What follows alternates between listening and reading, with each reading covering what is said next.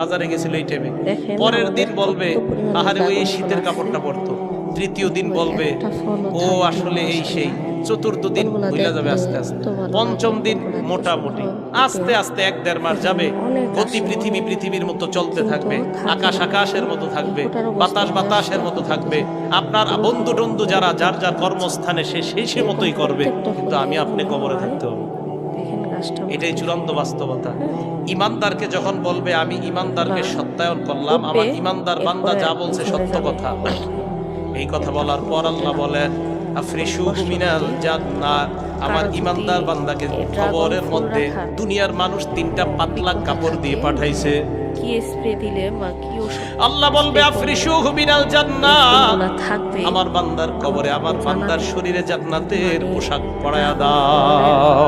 সেদিন শুরু থেকে এরা পাতলা কাপড় দিছে, ওকে জান্নাতের পোশাক পরা।